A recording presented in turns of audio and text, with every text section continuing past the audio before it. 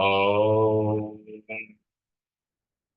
कूजन्तं राम रामेति मधुरं मधुराक्षरम् आरुह्य कविता शाखां वन्दे वाल्मीकिकोकिलम्। वाल्मीकिर्मुनिसिंहस्य कवितावनचारिणः शृण्वन् रामकथानादम् को न याति परां गतिम्। यः पिबन् सततं रामचरितामृतसागरम् अतृप्तस्तं मुनिं वन्दे प्रचेतसमकल्मषम्। गोष्पदीकृतवारीशम् मशकीकृतराक्षसम् रामायण महामाला रत्नं वन्दे नीलात्मजम्। अञ्जनानन्दनं वीरं जानकी शोकनाशनं कपीशमक्षहन्तारं वन्दे लङ्का भयङ्करम्। भवतां समेषां श्रीमद् वाल्मीकि रामायण पारायणोपक्रमे हार्दं स्वागतम् अभिनन्दनं च धीरानि। बालकांडस्य अष्टमः सर्गः आरभ्यते। इस सर्ग में राजा का पुत्र के लिए अश्वमेध यज्ञ करने का प्रस्ताव और मंत्रियों तथा ब्राह्मणों द्वारा उनका अनुमोदन। तस्य चैवं प्रभावस्य धर्मज्ञस्य महात्मनः सुतार्थं तप्यमानस्य नासीत् वंशकरः सुतः। संपूर्ण धर्मों को जानने वाले महात्मा राजा दशरथ ऐसे प्रभावशाली होते हुए भी पुत्र के लिए सदा चिंतित रहते थे। उनके वंश को चलाने वाला कोई पुत्र नहीं था। चिंतयानस्य तस्यैवं बुद्धिरासीन् महात्मनः सुतार्थं वाजिमेधेन किमर्थं न यजाम्यहम्। उसके लिए चिंता करते करते एक दिन उन महामनस्वी नरेश के मन में यह विचार हुआ कि मैं पुत्र प्राप्ति के लिए अश्वमेध यज्ञ का अनुष्ठान क्यों न करूं। सनिश्चितां मतिं कृत्वा यष्टव्योमिति बुद्धिमान् मंत्रिभिः सह धर्मात्मा सर्वैरपि कृतात्मभिः। ततो ब्रवीन् महातेजा सुमन्त्रं मन्त्रिसत्तम शीघ्रमानय मे सर्वान् गुरूंस्तान् सपुरोहितान्। अपने समस्त शुद्ध बुद्धि वाले मंत्रियों के साथ परामर्श पूर्वक यज्ञ करने का ही निश्चय विचार करके उन महातेजस्वी बुद्धिमान एवं धर्मात्मा राजा ने सुमंत्र से कहा, मंत्रीवर, तुम मेरे समस्त गुरुजनों एवं पुरोहितों को यहाँ शीघ्र बुला ले आओ। ततः सुमंत्र त्वरितं गत्वा त्वरित विक्रमः समानयत् सतान् सर्वान् समस्तान् वेद पारगान्। तब शीघ्रता पूर्वक पराक्रम प्रकट करने वाले सुमंत्र तुरंत जाकर उन समस्त वेद विद्या के पारंगत मुनियों को वहां बुला लाए। सुयज्ञं वामदेवं च जाबालीमथ कश्यपं पुरोहितं वसिष्ठं च ये चाप्यन्ये द्विजोत्तमा। तान् पूजयित्वा धर्मात्मा दशरथस्तदा तान् पूजयित्वा धर्मात्मा राजा दशरथस्तदा इदं धर्मार्थसहितं लक्ष्मणं वचनम् अब्रवीत्। सुयज्ञ वामदेव जाबाली काश्यप कुल पुरोहित वशिष्ठ तथा और भी जो से श्रेष्ठ ब्राह्मण थे उन सब की पूजा करके धर्मात्मा राजा दशरथ ने धर्म और अर्थ से युक्त यह मधुर वचन कहा। ममलालप्यमानस्य सुतार्थं नास्ति वै सुखम् एतदर्थं तदर्थं हयमेधेन वक्ष्यामीति मतिर्मम। महर्षियों, मैं सदा पुत्र के लिए विलाप करता रहता। उसके बिना इस राज्य आदि से मुझे सुख नहीं मिलता। अतः मैंने यह निश्चय किया है कि मैं पुत्र प्राप्ति के लिए अश्वमेध द्वारा भगवान का यजन करूं। तदहम यष्टुमिच्छामि शास्त्र दृष्टेन कर्मणा, कथम प्राप्स्याम्यहं कामं बुद्धिरत्र विचिन्त्यताम्। मेरी इच्छा है कि शास्त्रोक्त विधि से इस यज्ञ का अनुष्ठान करूं। अतः किस प्रकार मुझे मेरी मनोवांछित वस्तु प्राप्त होगी, इसका विचार आप लोग यहाँ करें। ततः साध्विति तद्वाक्यं ब्राह्मणा प्रत्यपूजयन् वसिष्ठ प्रमुखा सर्वे पार्थिवस्य मुखेरितम्। राजा के ऐसा कहने पर वशिष्ठ आदि सब ब्राह्मणों ने बहुत अच्छा कहकर उनके मुख से कहे गए पूर्वोक्त वचन की प्रशंसा की।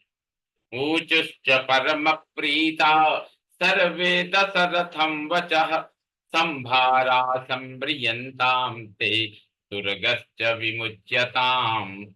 तरयिवाश्चोत्तरे तीरे यज्ञ भूमिर्विधीयताम्, सर्वथा प्राप्स्यसे पुत्रान् अभिप्रेतांश्च पार्थिव। यस्य ते धार्मिकी बुद्धि रियम पुत्रार्थमागता। फिर वे सभी अत्यंत प्रसन्न होकर राजा दशरथ से बोले, महाराज, यज्ञ सामग्री का संग्रह किया जाए, भूमंडल में भ्रमण के लिए यज्ञ संबंधी अश्व छोड़ा जाए तथा सरयू के उत्तर तट पर यज्ञ भूमि का निर्माण किया जाए। तुम यज्ञ द्वारा सर्वथा अपनी इच्छा के अनुरूप पुत्र प्राप्त कर लोगे, क्योंकि पुत्र के लिए तुम्हारे हृदय में ऐसी धार्मिक बुद्धि का उदय हुआ है। ततस्तुष्टो भवद राजा श्रुत्वैतद्विज भाषितम्, अमात्यान ब्रवीद राजा हर्ष व्याकुललोचनः। संभारा संव्रियन्तां मे गुरूणां वचनादिह, समर्थाधिष्ठितश्चाश्वः सोपाध्यायो विमुच्यताम्। सरयवाश्चोत्तरे तीरे यज्ञ भूमिर्विधीयताम्, शान्तयश्चापि वर्धन्ताम् यथा कल्पं यथा विधि। शक्यः प्राप्तुमयं यज्ञः सर्वेणामपि महीक्षिता। शक्यः प्राप्तुमयं यज्ञः सर्वेणापि महीक्षिता। नापराधो भवेत् कष्टो यद्यस्मिन् क्रतुसत्तमे, छिद्रं हि मृगयन्ते स्म विद्वांसो ब्रह्म राक्षसाः। ब्राह्मणों का कथन सुनकर राजा संतुष्ट हुए। हर्ष से उनके नेत्र चंचल हो उठे। वे अपने मंत्रियों से बोले, गुरुजनों की आज्ञा के अनुसार यज्ञ की सामग्री यहाँ एकत्र की जाए। शक्तिशाली वीरों के संरक्षण में उपाध्याय सहित अश्व को छोड़ा जाए। सरयू के उत्तर तट पर यज्ञ भूमि का निर्माण हो। शास्त्रोक्त विधि के अनुसार क्रमशः शांति कर्म का विस्तार किया जाए, जिससे विघ्नों का निवारण हो। यदि इस श्रेष्ठ यज्ञ में कष्टप्रद अपराध बन जाने का भय न हो तो सभी राजा इसका संपादन कर सकते हैं, परंतु ऐसा होना कठिन है, क्योंकि विद्वान ब्रह्म राक्षस यज्ञ में विघ्न डालने के लिए क्षेत्र ढूंढा करते हैं। विधिहीनस्य यज्ञस्य सद्यः कर्ता विनश्यति, तद यथा विधि पूर्वं मे क्रतुरेश समाप्यते, तथा विधानं क्रियतां समर्था साधनेष्विति। विधिहीन यज्ञ का अनुष्ठान करने वाला यजमान तत्काल नष्ट हो जाता है। अतः मेरा यह यज्ञ जिस तरह विधि पूर्वक संपन्न हो सके वैसा उपाय किया जाए। तुम सब लोग ऐसे साधन प्रस्तुत करने में समर्थ हो। तथेति च ब्रुवन् सर्वे मंत्रिणः प्रतिपूजिता पार्थिवेन्द्रस्य तद्वाक्यं यथा पूर्वं निशम्यते। राजा के द्वारा सम्मानित हुए समस्त मंत्री पूर्वत उनके वचनों को सुनकर बोले, बहुत अच्छा, ऐसा ही होगा। तथा द्विजस्ते धर्मज्ञा वर्धयन्तो नृपोत्तमम् अनुज्ञातास्ततः सर्वे पुनर्जग्मुर्यथा गतम्। इसी प्रकार वे सभी धर्मज्ञ ब्राह्मण भी नृपश्रेष्ठ दशरथ को बधाई देते हुए उनकी आज्ञा लेकर जैसे आए थे वैसे ही फिर लौट गए। विसर्जयित्वा तान् विप्रान् सचिवानिदमब्रवीत् ऋत्विग्भिरुपसन्दिष्टो यथावत् प्रतुराप्यताम। उन ब्राह्मणों को विदा करके राजा ने मंत्रियों से कहा, पुरोहितों पुरोहितों के उपदेश के अनुसार इस यज्ञ को विधिवत पूर्ण करना चाहिए।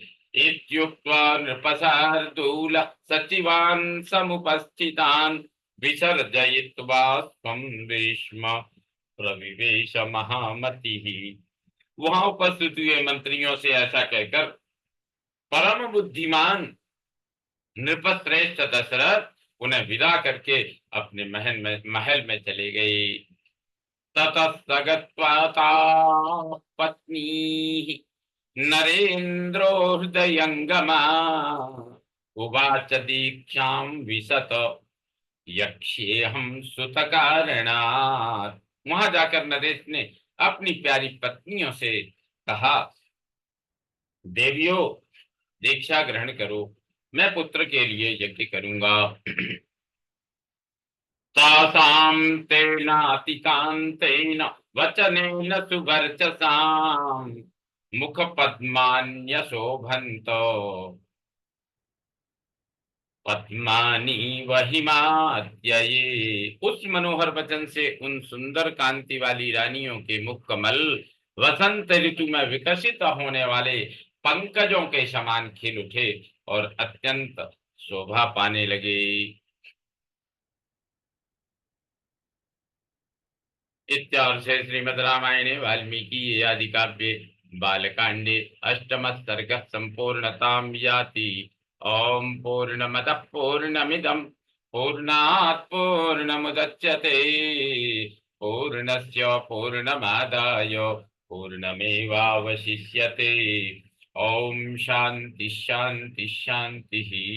सर्वे भवन्तु सुखिनः सर्वे सन्तु निरामया सर्वे भद्राणि पश्यन्तु मा कश्चित् दुःखभाग् भवेत्। ओम शांति शांति शांति। श्री रामचंद्रो विजयते तदाम्।